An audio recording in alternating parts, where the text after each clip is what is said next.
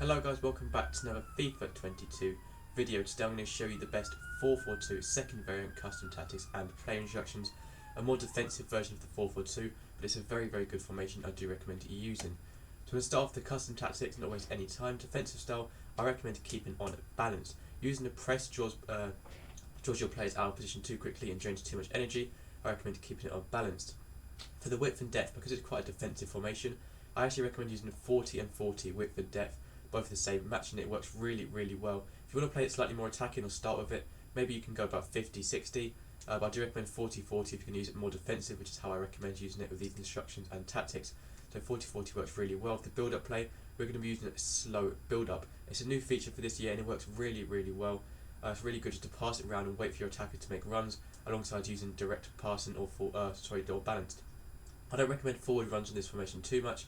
It can work well sometimes, but it's quite defensive. I recommend direct passing or balance.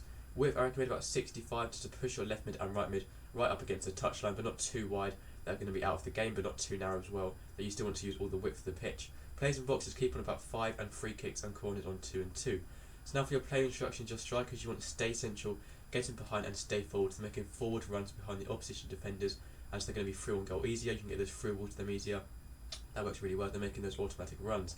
For the left mid and right mid, just leave completely default. Don't change these, it will mess it up, and do not use getting behind, as it really doesn't work well this year. Just leave them default. For your two CDMs, for these, this is the most important positions on this pitch. Use cut passing lanes and cover centre on both your CDMs, and one use stay back while attacking, and one use get forward. So one is more like a CDM, and one is more like a box-to-box midfielder. It works really well to fill in that middle gap. So make your attacking one the box-to-box one, and the more defensive one your CDM. Two centre backs leave default.